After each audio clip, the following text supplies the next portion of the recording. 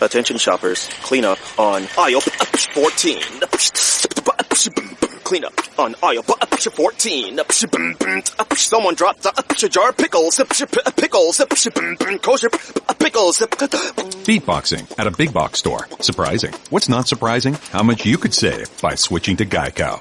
A red minivan has the lights on in the parking lot. Geico. 15 minutes could save you 15% or more. Geico. It is time to wake and take with Dominique Foxworth. Dugats.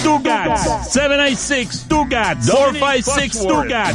4837 Dugats. That's 786 Dugats. 456 Dugats. 4837 Foxworth. Dominique, call now. Dugats. Dominique Dugats. 786 456 Dominique 4837 Dugats. That's 786 Dugats. Foxworth. Dominique 456 Dominique Foxworth. 4837 Foxworth. 786 456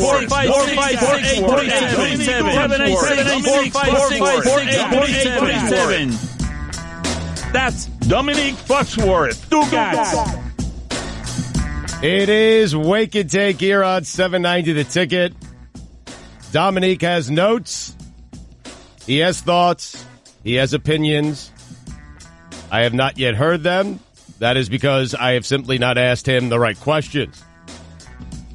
He could share them with you, but he will not. That would be the easy way to do it.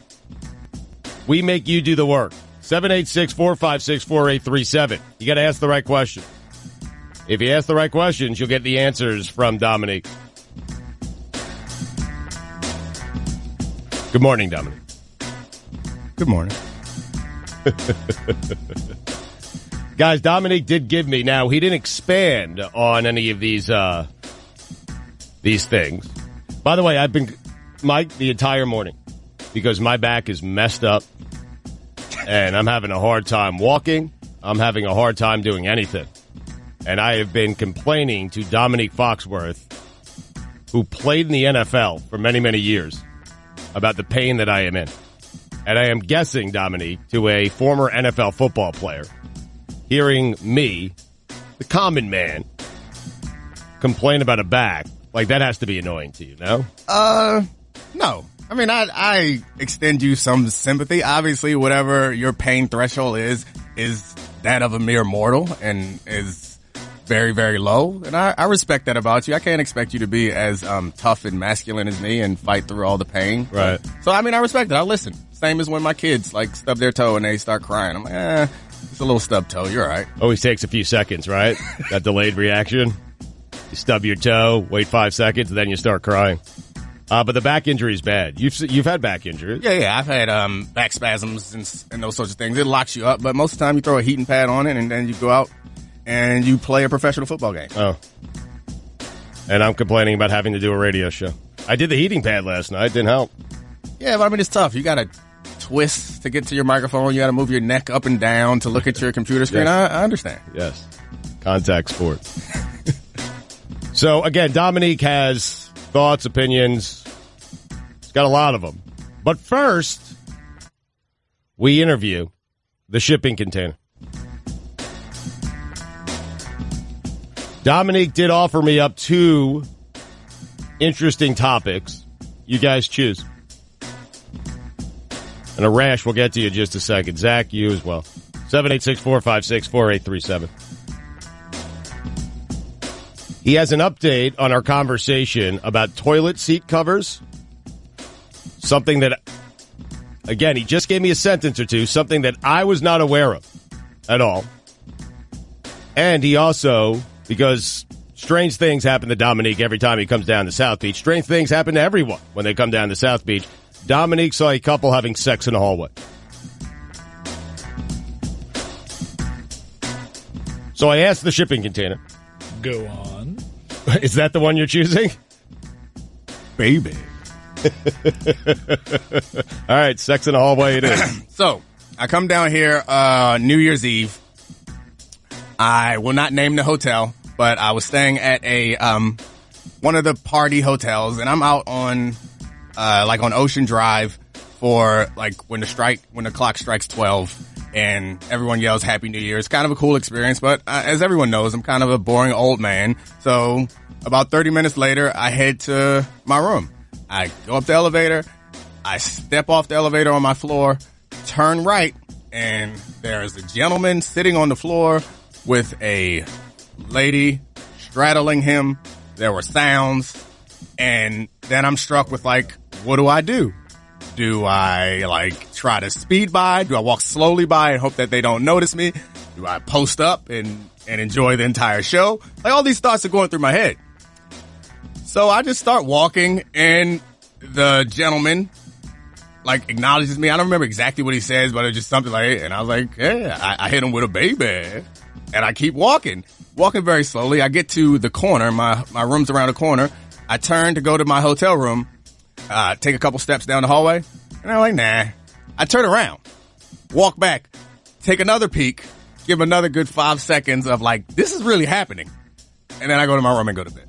Well, first off, my apologies.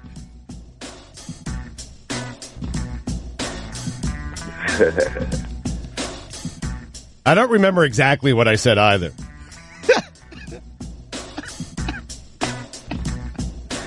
Yeah. But what do you do in that situation? Like, what is the proper? I told this to, I was having sex in the hallway. All right, well, to the shipping container, what is the proper response? I told this to Mina, and she said, get back on the elevator, but the door's closing behind me. Yeah, I'm not gonna like have like a baller answer or anything like that. I just put my head down and I just keep walking past it meekly. Do you really? Yeah. How do you prepare for that? Was I wrong to go back and get a second look? That's the important part because I felt guilty after I did it. No, because then you were probably thinking like that was weak. I just walked past it. Like, is this really happening? Yeah. I gotta make sure. I started justifying it to myself because as soon as I got past the corner, I was like, don't go back and look again. That's creepy. And then I was like, well, I mean, they're in the hallway. That's on them. It's not as if I've never watched like an X-rated movie. Like, it's okay to watch this. Right. They want to be seen. They know what they signed up for. Yes, when you're having sex in the hallway, you want to be seen. You can't get to the floor without having a key card. So they had a key card, which means they could have chosen to go into a room. They decided to do that because they wanted to be seen. Some people are into that. I was helping them fulfill their fantasy. Oh, you're saying they needed the key card just to get up to that floor. So they had a key card right, okay, to get into a room. Right. They chose, nope, we're going to do it right here. You want to be seen, right? You want to be seen, yeah. So I did them a favor. All right. You saw them. What floor was this on? And by them, I meant me. It was on the third floor. I'm not sure what. Billy? What are the stairs by the elevators? Billy. So this is another thing. Before the show started. Weird question. Now, this is important because Billy and I love Billy. And we rarely have much beef. But we had some beef this morning. Really? Because Billy ruins hypothetical question games.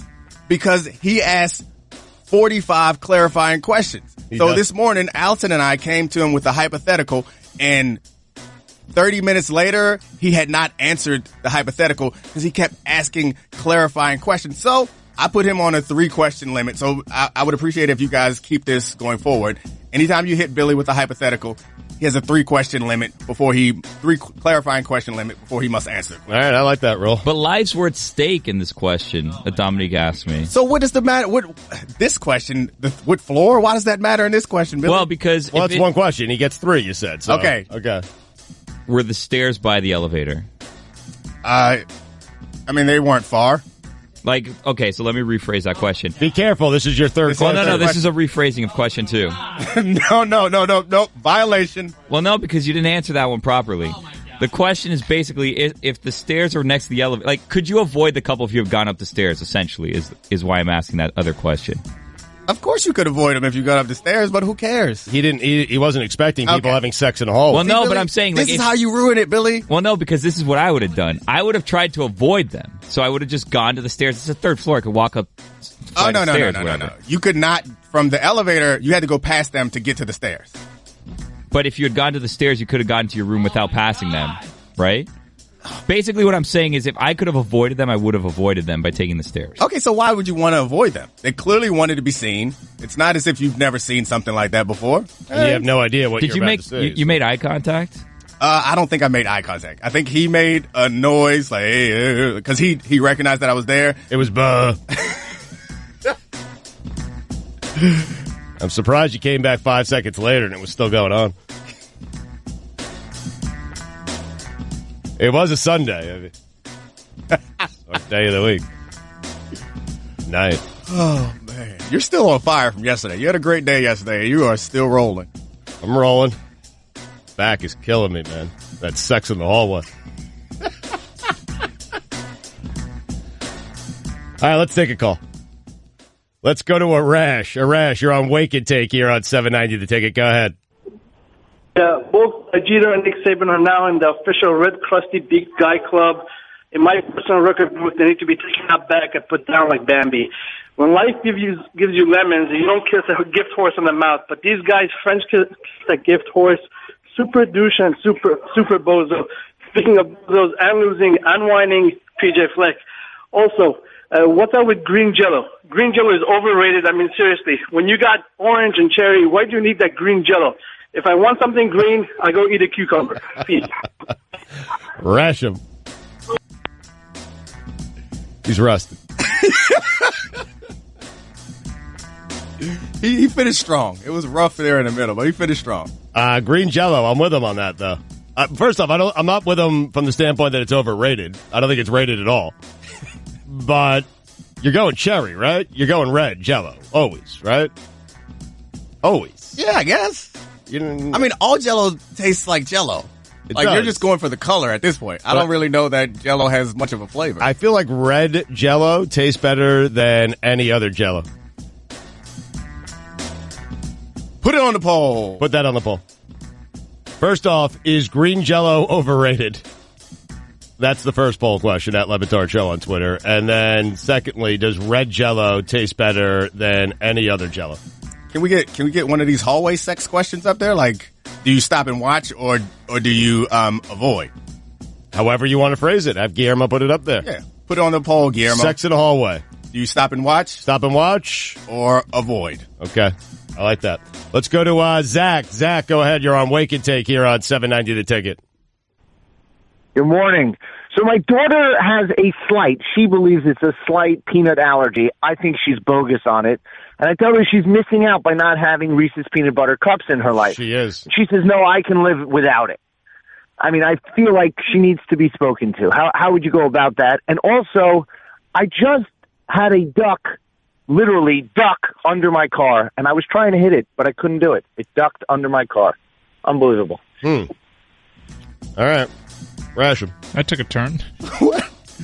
Guy was to kill ducks? What's going on? What do you do with the Reese's problem?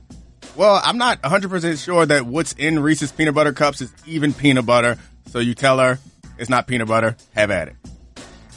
But what if she is actually allergic to, he's questioning whether or not his own daughter is allergic to peanut butter.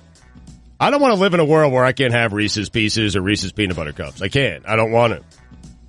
The second half of that call, while very bizarre, did get me thinking. Is that the origin of the word to duck, the verb to duck? Did it come from actual ducks? Is this something that ducks do? How did we come up with that verb? You want me to look it up? Or? Well, what do you think? And then let's look it up. That's a good question. I often get in these holes where I'm confused about that. Like yesterday, yesterday someone used the term heyday. Like what's a heyday?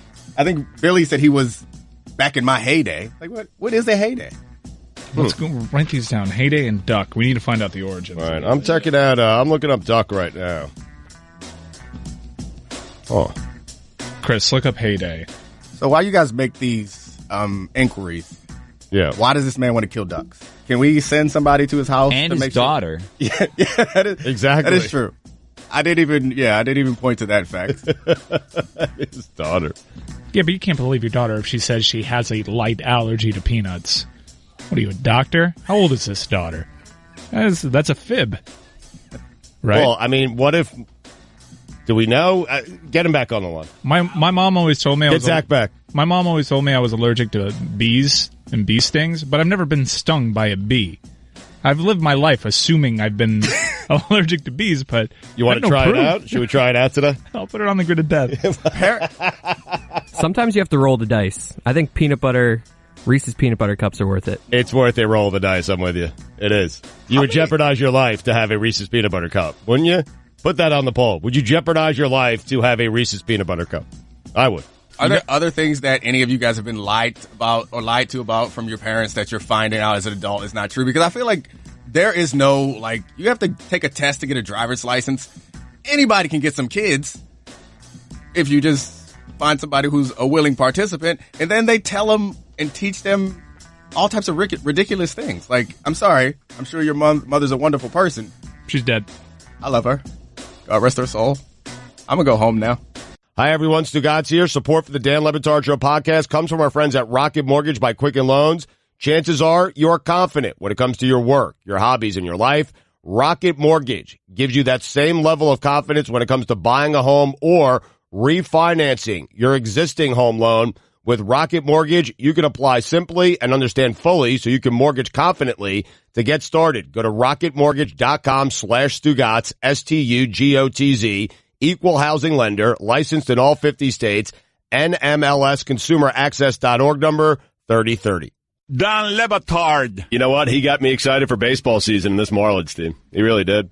You are so full of it. Not even close to fired up. Stugats. Last time you went to a Marlins game, you went in a Mets shirt, and they put you on the Jumbotron. They sure did. This is the Dan Le Batard Show with the Stugats on the ticket. David Samson, former Marlins team president, joins us every week. Going to join us right now in the Orion Fuel and Downstairs Convenience Store guest line. They are truly steps beyond convenient. He reviews movies for us. He is an aficionado. His tastes run eclectic, I would say. Have you met a lot of people, and we'll talk about the Marlin stuff with him as well. Have you met a lot of people in your life, David, whose film tastes are very well aligned with your own? I actually haven't. I've met a lot of people who like certain movies I like, but people are very surprised sort of at the different nature that I have time to watch a movie every day, but I tell them it's super easy when you never sleep. Well, right. This is the other thing. He's an insomniac, and I can't imagine. I'm trying to think of things that are worse than being an insomniac. What kind of ailments? In a dark room alone. For how long, and what's the size of the room? Because if I can sleep in that room, I'll be fine. Right. If I can't have insomnia in that room, that would be terrible. Right, imagine being in that room and not being able to sleep. Right, that would be right. How do you make that situation worse? I can never sleep. Exactly right. And your eyes can never adjust because it's pitch black and there's noise outside of people trying to break in and kidnap you. What would you identify as the most unusual thing about you? You are a unique person. What would you say? This is the most. Even I know that this is unusual about me because we've talked about your panic room. You got a panic room in the house. You're an insomniac. What would you say is unusual? I think my ability to once in a while show some sort of empathy, and it's very rare, which is why people wouldn't expect it. But when it comes hard. What are you looking at, Dominique? What's the matter? What happened? It's just yesterday you guys ranked the weirdest people in the shipping container. Mm-hmm. And I don't know, Mr. Samson, I'm sure he's a great guy, but I feel like he's unusual. Yes. Gold medal. Everybody was saying that I'm the weirdest one here. So you're in bed company, David. Like you and I are considered the weirdos. Anyway, I'm sorry. I've gotten distracted. I've got these documents here. Journalism. I'm going to do journalism here in a second. But first, let's review a movie. Oh. I went to see The Disaster Artist. I don't know if you guys have seen it, but I had never heard of this movie called The Room, which is this cult classic, not like Let It Ride, not like Rocky Horror Picture Show. It's supposed to be the worst movie in the world. So James Franco cast himself and directed, and cast his brother Dave Franco, who happens to be married to Alison Brie, who's in the movie, got a bunch of his friends together, not unlike This Is the End and certain other movies he's worked on, and made a parody of this movie. And here's the funny thing about it. It is a really great, great movie because of what they were trying to do. They were trying to make fun. It's actually what you do on your radio show. You're making fun of yourselves all the time while trying to have people take you seriously, and they don't know how to react. So it's sort of like looking at an eclipse. You need to wear certain glasses, but still your retinas are going to burn. And that's how I felt at the end of this movie. I had to watch it, but I felt as though it hurt while I was watching because I felt so badly for this guy, Tommy Wiseau, who is apparently rich, but no one knows why. He has this weird accent. James Franco didn't look like himself. And he cast Melanie Griffith and Sharon Stone in this movie, who between the two of them looked horrid, which was horribly horrifying for me, given my memories of Something Wild and Basic Instinct, and it made me feel old.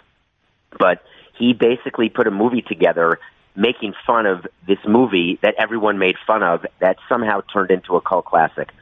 And I don't want to do a spoiler alert. It's been nominated for a bunch of awards, but you got to stay through the credits, because at the end, the best part of the movie is the last 4 minutes of the movie during the credits.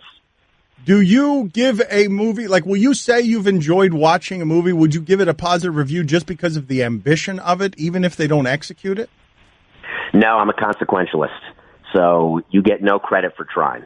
It has to be a good movie. So for me, this was only okay, this movie. I respect what he was trying to do. I respect the amount of work that James Franco did. He is a talented, smart guy. He writes, he does poetry, he's a thespian in the true sense of the word, and I think he was just trying a little too hard in this movie. But again, that's the character that he was playing, a guy who always tried too hard. I just don't think it worked on that many levels, but you have to see it if you're into the award season. And I actually enjoyed watching Dave Franco and James Franco work together, because they're both pretty talented. Have you gotten a chance to look at any of what Barry Jackson of the Miami Herald is reporting in terms of these Miami Marlins investment opportunity documents that were... Now, that is a Dan Rather segue right there. That's right. I mean, that's tremendous. You have the glasses on the end of your nose like Brian Gumble. That's right. I'm also scribbling notes right now to myself that don't mean anything. I've got this important thought, but it's just a doodle. Yeah, I'm doing that now, and I'm gonna take my glasses off, look at a camera, and then go, let's move on. So he is such a blowhard. Oh my God! I like he interviewed him. me twice. I like He's a him. blowhard, Dan. Literally, you're a blowhard too. You're both blowhards. But at least I say I'm a blowhard. He is a blowhard while pretending to be serious. That's a fair point. I mean, David does acknowledge that he's a blowhard. I like Brian Gumble. I'm not giving David Samson points for self-awareness on being a blowhard. It's blowhard means blowhard, regardless. I'm a consequentialist. Yes, a consequentialist. That's right. When you say that, that's total blowhard. That sounds like something Gumble would say. That's a philosophy. It just means that if you're going to do something, look at the results. No matter what the process was, right. If you got the job done, you got the job done. What was Don't tell me you're preparing to play football, right? And you work hard during the off season, and then you suck and can't make a tackle during the season. Does that mean you're a good player because you tried hard? No, it means you stink. Let's move on. Okay. Yes, I read 2 articles. I guess it's like a 5-part series. I read the first 2. And was there anything in there that was interesting? Like, what were your takeaways from what's been reported on these documents? What was your takeaway from what's been reported? I continue to be sad. I literally, which is strange for me. It's a strange emotion. There's just so much noise around the Marlins. I was there for so many years, and I never had a chance, I feel as though, to just focus on the field. I agree that there was some self-inflicted wounds during my years by me, mostly. But come on, he's been there for David, get closer to your phone. I don't know where you are. Get closer to your phone, please. We can't hear you. I was picking my toenails, so I was very focused on a brown toenail from running. But I'm back. All right. By the way, found it to be. Hold on. Speaking of weird, he is doing. Listen to this. This is what he's doing. He is doing 7 marathons in 7 days on 7 continents, 7 consecutive days. Speaking of being crazy, that's impressive. No, how many people have done it? And how many? 57 people in the world, and we leave. I'm doing it with Jeff Conine and a bunch of other people. A guy with Parkinson's, a woman with one leg, a winner of Survivor named Sarah Lucina, and we are going. We leave for Africa 3 weeks from today, actually. Let me ask you. Let's move on. Let me ask you specifically about some of the things that are in these documents here. The numbers seem outlandish to me. I'm looking at it, and I'm like, how do they expect to get this amount of money for their TV deal? You were trying to get the Marlins a TV deal. The Marlins TV deal is really bad. Do they have any chance of getting whatever these numbers are that they think they're going to get on this TV deal, even with that BAM Tech money? Well, that's a two-sided question. The BAM Tech money has nothing to do with the TV deal. Listen, I've said from the beginning, and no one wanted to hear, the Marlins have the worst TV deal in baseball, which, thank you, I negotiated in 2005, and it just ended up being way too low. So there is definitely more money to be had. I just don't know what amounts can be expected or when. But listen, Derek has very capable people around him, so I guess you fly out to L.A., or maybe it's now Bristol because ESPN bought him, and you try to cut a deal.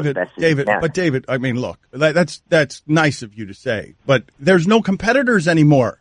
Like, ESPN just bought all the competitors, so there's no way they're going to get that TV money. Like, I don't know.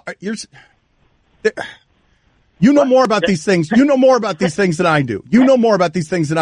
You think that you were headed toward a big TV deal after negotiating what you said was the bad deal? I was. I mean, I know for a fact that I was able to be in a position where if things were different, there was a chance for a bigger TV deal. I just can't tell you when that would start. I mean, and I don't know how this ends. But again, what does it matter? Why is this worthy of conversation or a 5-part series by Barry Jackson? Why can't a team with whatever payroll win? Why can't you have better scouting, better development, and better players and have a chance? That's all fine, David. That's all fine. All of that can happen, but the plan can't be from the starting point, we're going to be cheaper and more efficient and better than everyone else, and that's how we're going to win. They may have $100 million payrolls, but we're going to be better than the Cubs and Red Sox and Yankees because we're going to be smarter than them. Get out of here with that as a business plan when you've had a stadium built for you. Oh, come on. That's a non sequitur. It has nothing to do with this stadium. And by the way, I'm so tired of you saying that a stadium was built for the Marlins. Jeffrey put in $160 million into the ballpark. Oh, listen to me. You will not defend Jeffrey Lurie on this radio show. Yeah, okay. Seriously, I will run you off. He put in $100 million of his dollars. Congratulations. After originally putting in for $10 million, gifted the Expos, ruining them, comes down here and makes $1.2 billion. Hey, thanks, Jeffrey, for building one room in your palatial estate that made you $1 billion from South Florida. He put in $100 million. He put in a painting. You put in one of his paintings. I got to put you on hold. I'm looking at my app under Merriam-Webster for a definition of blowhard, and that was just the last 20 seconds. That was it. Like, that is the epitome of blowhard. I'm not defending Jeffrey Lurie for putting one thing right in that entire. What do you mean I didn't say anything? What do you mean I didn't say anything right? He didn't get $1.2 billion. That was the price of the What did he buy in for? What's the number? Give me the number he bought into baseball for. I'm not talking. I'm merely correcting what you said is wrong. I'm not going to defend or anything if you don't have facts. Just stop reading your own paper. What do you mean I don't have facts? What do you mean I don't have? You don't have the facts.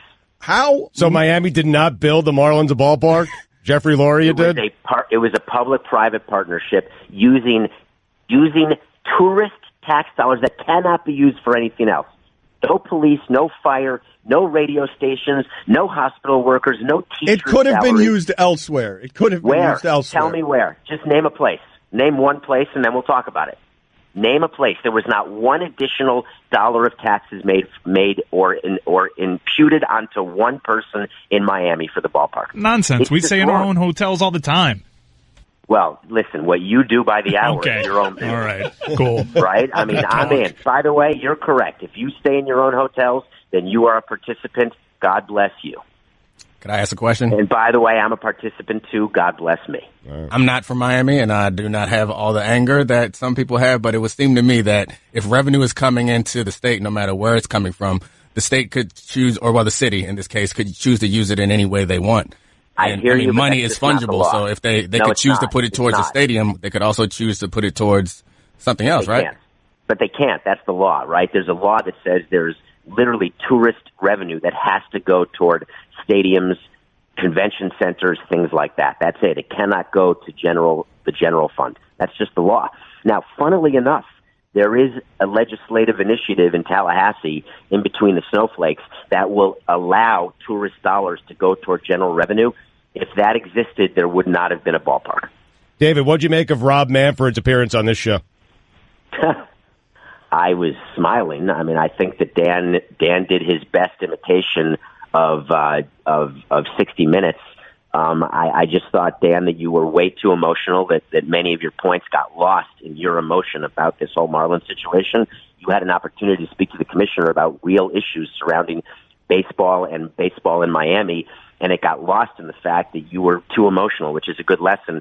You're emotional. You should try to be a little more like me with zero emotion, and it can be very helpful. Like, for example, I would say the last 364. Get near the phone, toenail clipper. Get near the phone. Look, here, you want me to be direct? How about you fudging all these attendance numbers that are in these papers, these documents? I'm looking at these documents. They've got an attendance figure that's, I don't know what the hell this attendance figure is, but it's not how many people you had as paying customers, and now they've got the attendance growing. How the hell, Dave? Seriously. How? How can you have a budget that has the attendance growing, honestly? In theory, the reason people were not coming to games is they were unhappy with me and unhappy with Jeffrey and unhappy with the team. That's the theory that is being just the product, David. No, and the theory before was so many betrayals that all we need is a ballpark. That was the theory before. Right. You remember 2003, we won the damn World Series, and when we clinched the wild card, there were about 10,000 people at Pro Player. Mm-hmm. So, I mean, I just want to remind you that we sold out. But the ballpark was going to fix that, David. Remember? The ballpark was going to fix that. Supposed to, but our attendance in 2012 was horrible. Now, granted, we had Castro and all sorts of other issues that took place, but the attendance in 12 was terrible.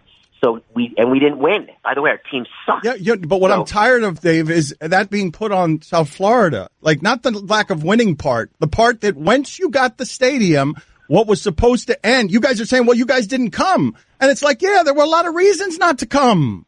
Like, everybody keeps blaming the customer in South Florida when there are very good reasons because the customer keeps getting bleeped in South Florida. No, the customer's always right in any business, and I agree with you, but that's different here because while the customer's right, it's a business. Let's talk about the Dolphins. They've stunk for 16 out of 18 years, maybe more. And where's all the articles about the 5-part series about them and about the way they're run and about the idiocy that is happening down with Dolphins and their team? Oh, they weren't crooks. They weren't crooks. They weren't crooks in cahoots with the commissioner. And Stephen Ross actually paid for the stadium. Hey. When you start talking about defamation, you better just be careful, Dan, because that is an absolutely incorrect characterization of me. And just be careful. I'm happy to do your radio show. I'm happy to review movies. I'm happy to do all that. But don't start throwing around words that have actual meaning. Okay, crooks. Have actual meaning. Where's the line on this? Liars! Thieves! What can we call you? What would be okay? Anything that does not involve soap on a rope, snakes. I'm happy to be called. Is snakes okay? Snakes! 100%. All right, fine. Perfect. All right. Remember, I am 5'5", 128 pounds. Do not call me a crook. It won't go well for me. Do you have any other movies to review? Not this week. Any other movies that you want to talk about? Any other movies that you've seen that you want to talk about? I guess I'm going to just mention, because people are going to see it, All the Money in the World was absolute crap. Oh, for the love of God. That's it. Cut him off. I'm done with him. I mean, it's your phone again and your toenails. Hey, thank Jeffrey for the stadium. Yeah. Don Lebatard. You okay, John? Yeah, that's a good question. I was going to ask that. Is everything okay? Oh, cough. No, I have allergies, so it makes me cough. Okay, no problem. Stugats. You okay? Yeah, are you okay? Yeah, you okay? Yeah, I'm all right. How about you? I'm fine. Thanks for your concern. Thanks for yours. I've never had anyone I've never met this concerned over me and my health, so I appreciate it. Okay, man, I'm a big fan, man. I'm concerned about it. It's funny, John. No, I'm not okay. Finally. You don't care how I'm doing anyway. What the hell are you asking me for? You don't really care. It's so true. You don't even know me. This is the Dan Lebatard Show with the Stugats on the ticket. I think we need to turn our attention to smoking out Bruce Sherman, the New Marlins owner. That didn't go very well, right? I felt like I lost the room. Whenever I lose the shipping container is a very good rudder for whether things are going well around here. Yesterday, Dominique Foxworth, who's in with us today, was jumping around like if he was at a concert in a mosh pit. Because of Stugatz's take. It felt like I was at a live performance of... Really propelled me, to be honest with you. You're cheering. Yeah. Right, but so the room is a good gauge, and I lost the room in the last segment. Now, I often lose the room whenever we're talking baseball, but I also feel like the room doesn't like David Samson. I've always liked David Samson. I like just about anybody who's willing to be publicly weird.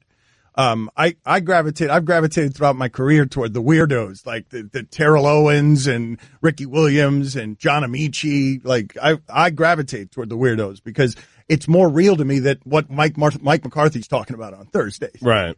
I think the problem with Samson is, the baseball stuff. We run out of baseball questions to ask him, and now we're just left with movies. Well, no, I would say it's okay to talk. I have not run out of baseball questions, but he didn't answer very many. I don't think he's going to answer them. No, that felt slippery, and that felt more slippery than the last times that we have done this with him, where you might not get the answers that you want or he could talk around anything. He could, you're not going to trick that guy into saying something he doesn't mean. He could talk around everything, but that's not useful for us in terms of, I never got an answer to whether the attendance numbers were fudged. The answer that I got on the TV deal, it just doesn't feel right to me. It doesn't feel accurate that they're going to go. You explain to me how they're going to go from the worst TV deal in baseball in this market with everything that's happened in this market to all of a sudden being able to parlay this into some monster TV deal when there are no two bidding sides anymore. There used to be ESPN, Fox were bidding for stuff. That doesn't exist anymore. Disney just bought Fox. Yeah, but I'm not quite sure how accurate that is, because on the regional level, there was only Fox, and that doesn't change. There's only one mega company that's negotiating. Fox regionally, down here at least, didn't have another competitor. Now, we've seen in years past other cable companies just create a network out of these negotiations, and the Marlins could leverage that potentially, but there's no word here locally in the papers that there's any other contenders. I don't know. Now, Dominic can actually help us here because he knows business. But what I would say to you is that what ESPN just did, you're right, that if Fox went regional, they would just grab the regional stuff. But that's what kept Fox in the sports game. The threat of ESPN starting to buy those is what kept Fox keeping the prices right. Am I missing something? So I feel like ESPN just bought the market, so now they set the market. Baseball is not the television sport it was. It's doing very well on the internet. It is in certain markets. Yes, but baseball is not the television sport that it was. It is in Boston and Los Angeles. It ain't here, and it's never going to be here. So why would a network even pay the Marlins? Yes. A network that will now not be bidding against anybody. Yep. Yeah, well, a network that, unlike Fox, is really saddled with these huge mega TV deals that several outlets report are way too high, like the Monday Night Football package. So they're going to be looking to cut costs in that regard. I mean, it's hard to understand how the competitive landscape will pan out, but I think we talked about the sale of BAMTech. Like, the technology is there to go over the top. You just need to have a credible alternative to be able to create leverage with ESPN. And I'm not sure that they do have a credible alternative. I'm not sure how many South Florida's baseball fans will go to an over the top service, but if they can convince Fox or ESPN or whoever will own that network by then that they could go elsewhere, then that is leverage. But it's hard to create leverage if you don't have a viable product that people are actually going to watch. If you get rid of the only player that people care to see, right?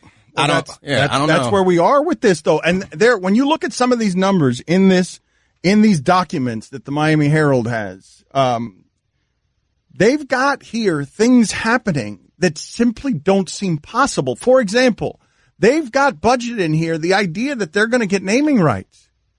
Do you know how hard people have been trying to get naming rights in the city for anything? Like, this speaks to an absolute lack of knowledge that South Florida doesn't do corporate sponsorships. We've got the gambling casinos are the only thing willing to put the names on stadiums down here. And a tiny Pepsi dot that might as well be a bottle cap on the stadium. We had Sun Life for a while, right? But Jeter thinks he's going to come down here and have some big sponsor because he's Jeter. But why wouldn't Jeter think that? Based on everything that happened in Derek Jeter's career, why wouldn't he think that and put that in the documents? Because he's a smart human being and he knows better than that he can't just go flash his smile and people are going to throw millions of dollars. No, but Dominique, I think he does think that. Well, he can walk into any corporate door. I've been told that's why Bruce Sherman is in the game. Jeter might think that because I've been told that Bruce Sherman just wants to be near Jeter, that he's one of these memorabilia heads, that he's a big kid with billions of dollars, and so he just wants to hang out with Jeter. Yeah, Jeter, you go ahead and run Jeter's my employee. Derek Jeter. Yeah, who knows what's going on in this guy's childhood? Smoke him out. But these huge public companies that want to make money, I mean, they do sophisticated analysis on the risk reward of these type of contributions. And you think they're going to go into their board meetings and say, hey, we're going to put $50 million towards this Marlins situation. You know why? Derek Jeter. That's right. They might, you think though. Yes. You think the shareholders will stand for that? No. Dan just said a guy bought a baseball team to get closer to Derek Jeter. That's one man. So what if a company wants to be close to Derek Jeter? They would not. No. That is no. Like, you are under appreciating the sophistication of these companies. This one man may not be very sophisticated, but public companies, you think Pepsi's going to be like, hey, but we get to say we're close to Derek Jeter? I almost cursed. All right, so here's what the deal is. If you don't know who that voice is, that's Dominique Foxworth. You may just know him as a former cornerback in the NFL, but he does know business, and he was the head of the Players Union in football, and he was the COO of the NBA Players Union. He actually, he knows business. I'm also wildly attractive. So I set up your credentials for the audience. You are. Because I don't know these documents that I have in front of me. I don't know how to read them. I am not a numbers person. I just see some things that are funny. And I'm curious as I ask you this, because I saw on here that there was just a Jeter bonus if he doesn't have to make cash calls. If he doesn't have to ever ask investors to put in cash, there's a bonus in here. It just says Jeter bonus. And I'm looking at it, and I'm stunned that Jeter would put his name on it instead of just a bonus. But it's basically a bonus that says, if I profit, as long as I don't call you for money, I will make more of your money. While making $5 million a year in a job where he has all of the power but put in very little of the money. He put in $25 million. We'll get that over the 5-year contract. So he's literally put in $0 based on what he's been guaranteed. Well, it could be sooner than 5 years now if he doesn't pick up that phone. That's right. It sounds like, so you've been very dismissive of Jeter's business acumen and kind of disrespectfully calling him a shortstop. Seems like he's pretty good at business. At least the business of Derek Jeter. He managed to manipulate or to leverage his celebrity and whatever that is into making a lot of money for Derek Jeter. The fact that it may be unscrupulous is a different conversation, but we can't say that he's bad at business. Oh, no, here's the thing. I don't know whether he is bad at business or not, and I think your point is well made that Derek Jeter is very good at the business of being Derek Jeter. He just got a baseball team for $25 million. No, yes. Phenomenal. What he did, can you get that to share a sound, the jealous mark to share a sound? Because yes, but what I'm saying, David Samson is also extraordinary at business. And what's been happening down here that's offensive to me is that these people who are extraordinary at business with Rob Manfred in cahoots keep doing these things to South Florida that make it no lose situations for them and largely lose situations for us with the promise of, hey, maybe you won't lose if we can win on the cheap as well, but they're largely lose situations as they all make the money. And just so that people understand, because people think I'm emotional because they traded the right fielder. I don't care whether they traded Giancarlo Stanton or not. What I care about is some of these contract clauses that the only time I've ever heard of them is with this particular group, David Samson and Jeffrey Loria, back when they were with the Expos, right, where guys could keep profiting off the team, and then eventually they'll just leave. They'll leave you with a stadium, and they'll just leave. So one of the things that David Samson... They have a lease, by the way. That's not necessarily a reasonable fear, but it can get so bad down here and be their fault that it gets so bad down here that they just say South Florida doesn't work as a baseball market, and then they'll put it on us. Mm-hmm. One of the things that David Samson said that I would push back against, and a lot of people say about baseball and football and everything, is that it's a business, and they try to justify these decisions by saying it's their business decisions. But it's not a real business as much as it's a cartel, when essentially your success is decoupled, or your financial success is decoupled from your on-field success. And I think that's the biggest problem, is that they can be successful. And you see that in Cincinnati. People wonder why they re-signed Marvin Lewis, because Marvin Lewis, they are notoriously a cheap franchise, and Marvin Lewis maintains them as a respectable football team while they also don't have to spend much money. We all assume that everyone wants to win. I'm sure they want to win, but do they need to win in the same? We talked about these public companies.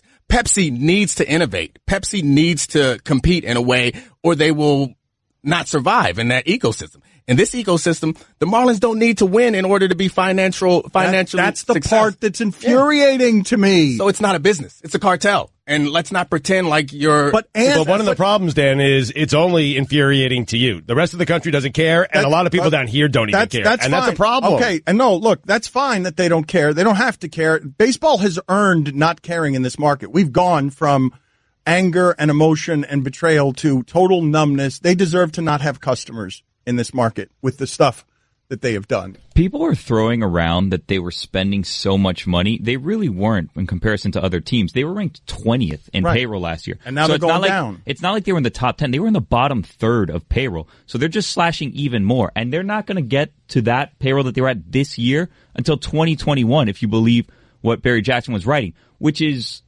4 years from now, 5 years from now. So who knows how low that will be. They're trying to get to the TV contract, and the next 5 years are going to be so bad that they don't deserve to have one paying customer in their stadium because they are just stripping it down because of all the previous ways that South Florida got raped on business. They're now correcting it. They're making the correction by overselling by $400 million because they wanted to get that market price to $1.2 billion. And now what? Now Derek Jeter's in a no-lose situation. No-lose situation, even if he loses.